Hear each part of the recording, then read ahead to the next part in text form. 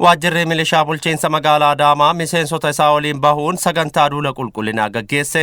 Saganticha irratti argamuun ergaa kan dabarsan hojii gaggeessaa ittaanaa fi itti gaafatamaa damee tajaajila mana qopheessaa magaalaa Adaamaa obbo Habtaamuu Gizaaw caasaaleen nageenyaa ergama dabalataa raawwatan hawaasa magaalaa fakkeenya gaarii ta'uu dubbatan. Caasaan nageenyaa hojiiwwan hojjetamu keessatti hojii keessaa tokko hojii dhimma qulqullinaati irratti milishaa gaachana sirnaa akkasumas caasaa nageenyaa hundi isaa walitti dhufeeti kan duula kanaaf kan hojii kanarratti bobba'aa jirani.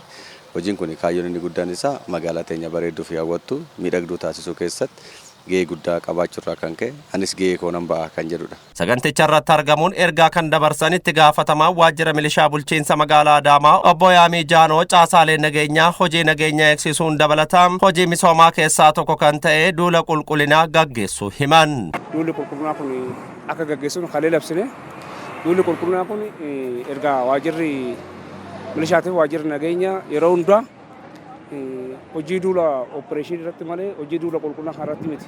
Amma fuulli keenya gara misoomaa waan deebi'eef guyyaa har'aatti irraa kaasee magaalaa keenya milishaa waliigala qabnu gaachana sirnaa qabnu irratti guyyaa har'aa qulqulleessaa turre of fuulduraafis immoo jiinni seenee gaafa torbe in qulqulleessinaa jiinni seenee gaafa guyyaa 15 immoo biqiltuu ofii keenyaaf dhaabne fi uummanni hawaasaa magaalaa Adaamaa dhaabeef bishaan roobna. Qulqullina magaalaaf caasaan nageenyaa fedhii isaanii hirmaachuu kan dubbatan itti gaafatamaa waajjira bulchiinsaa fi nageenyaa kutaa magaalaa Abbaa Gadaa obbo Yeroosan Abdataati.